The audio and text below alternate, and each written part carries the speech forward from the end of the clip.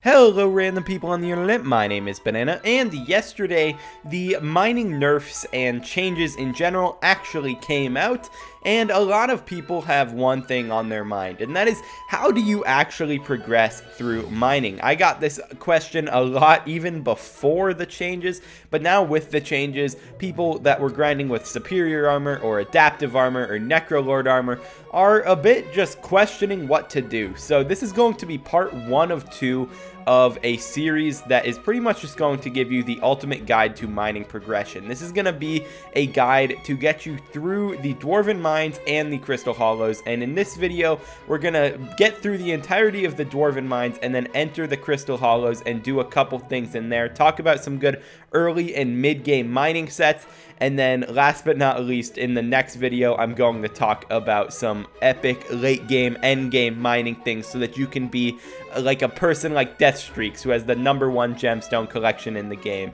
So if you're interested in this series, definitely leave a like and subscribe, and maybe I'll do more series like this talking about progression in every aspect of the game.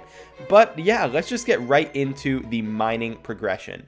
So I hope all of you know how to get to Dwarven Mines. I hope I don't have to tell you how to do that. But once you get to here, if you have not mined at all before, you're probably going to have a diamond pickaxe, and that's going to be the best you can do for a while. But your best friend throughout your entire time in Dwarven Mines before you go to the Crystal Hollows will be these pickaxes: the Fractured Mithril, Bandaged Mithril, Titanium Pick, and Refined Titanium Pick.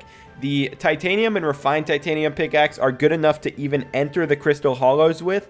They are going to give you Ruby, and that's going to be okay enough. And the mining speed from these isn't too terrible. Early on, the Dwarven Mines part of mining is probably the most boring part of mining in my opinion, because everything just feels so much slower than when you get into the Crystal Hollows. But you pretty much just want to rush Heart of the Mountain 3, and you do that by doing your commissions. You do them daily, or you do them just like whenever you feel like it, but you should try and get your dailies done because it does speed up your grind a lot.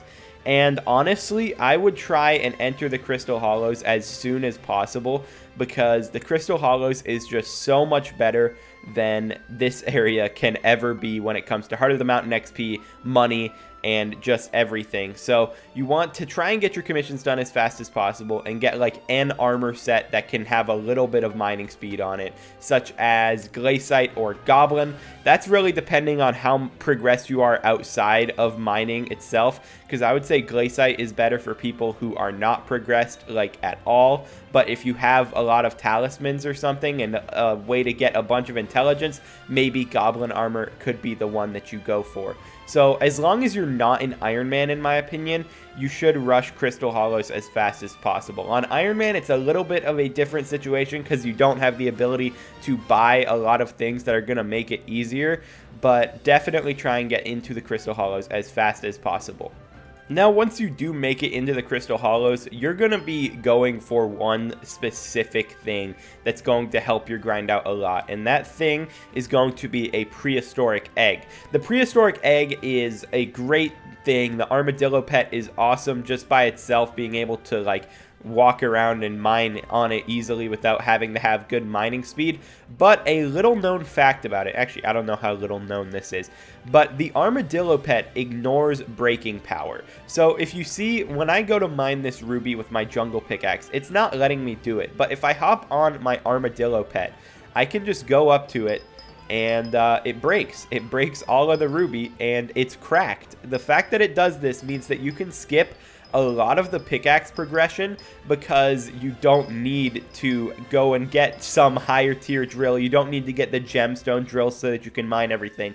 Whenever you get a commission in here that is just like, hey, mine this gemstone, you can just bring your Armadillo over and mine with it. It's a really, really nice thing that exists, especially for the early game players. And if you're on an Iron Man, it's just so nice. Armadillo pets on the AH are like dirt cheap. So if you just buy one of those rather than get an egg, that's going to be chillin'. You're going to be fine in that regard. And also, leveling it up at the cat NPC costs like less than 1,000,000 coins total. So it's going to be a very easy pet to get, and it's going to skyrocket your progression in here because it's going to allow you to do gemstone commissions that otherwise would have taken forever. in just so much shorter of a time. So when you enter to the Crystal Hollows, the commissions are going to be the main thing you want to grind. You're probably only going to have the either 2 commissions that you start with, which one is a like Slayer or Gemstone Collector commission, and one is a Boss Corleone or a Crystal commission. But you also might have a 3rd commission, and the 3rd one is actually a normal one again. Surprisingly, the better ones to do, in my opinion right now, are the commissions that are related to the crystals, and that's purely because they buffed the crystal nucleus yesterday to also give 800 Heart of the Mountain XP afterwards. So when you're running through the whole thing, you get so much Heart of the Mountain XP now compared to what you used to. When you run through the whole nucleus, you're going to get, what, 2800 XP, which is pretty good. It's pretty reasonable at least, and you're also going to get the Heart of the Mountain rewards. The one question mark in that regard for me would be the Precursor Ruins one, because this one takes those robot parts that can be a bit expensive for players.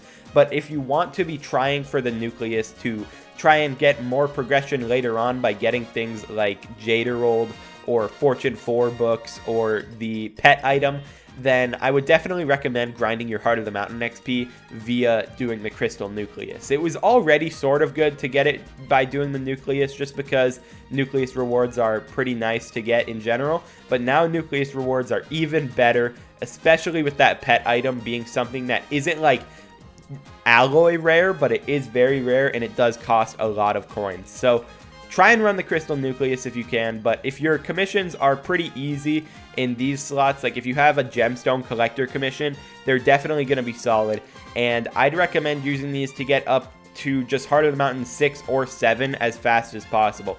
6 is something that you can do to just start grinding some powder, because once you get to Heart of the Mountain 6, you can unlock the Great Explorer perk, and you can sort of just go for a little bit of powder, but 7's going to get you powder buff, which is going to make you 50% more efficient.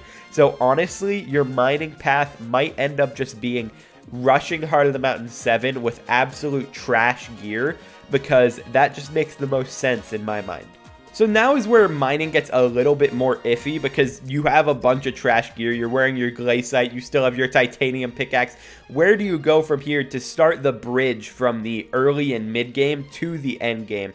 And to start this off, we're going to look at armor sets. There's 2 armor sets. One is pretty expensive, one is not. And I'm going to recommend the one that's not. There's Sorrow Armor that is expensive for a lot of people. It's very, very good, I will admit. It's basically just a worse Divin's Armor by a pretty big margin, but still it's closer than any other armor can get when it comes to the speed and fortune. But it is a very expensive armor set. You want this because it has a universal slot, which you can put a topaz on. And it's pretty pog. As I said, though, very expensive armor set. And the other cheaper option is Yogg Armor. Yogg Armor also has a universal slot now, which means topaz, bada bing, bada boom, that's nice. And then Amber and Jade. This set isn't that bad to get to. It's Hardstone Collection, I want to say like 7 or something. It's Hardstone Collection 5. And then you have to also get a bunch of Yoggis and stuff. It's not a terrible grind, and honestly, you can just buy all of this stuff if you're not an Iron Man, and that will probably be your best bet for an armor set until you get up to either Sorrow for some reason if you use that as an upgrade, or just the Divan or Divin armor set, because this set's just objectively the best one. This should be your goal at the end, but when you're going for your progression, obviously you need something between Glaciite and Divin armor, so I would recommend Yogg Armor as the best one. If you want to throw Jaded on there that you got from your Nucleus runs, if you want to throw your Jaderold, you could, depending on how long you think you will have that armor set. If you don't grind that much, you probably want to put the stuff on there, because you probably won't get Divins anytime soon, but Yogg Armor is going to be your best bet.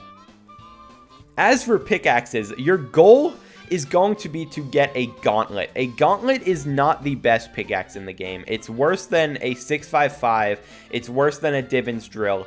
But it isn't worse than much else. And it is also way, way more budget than anything like a 655 could be. So the gauntlet is going to be your goal to get, and you can mine ruby with the titanium pick, as I said. But there actually is another pick that is pretty nice to get and will mine ruby faster for you and will help you get that gauntlet just a little bit quicker. And if you ran the nucleus, you probably have a bunch of these, and that's the Piconimbus 2000.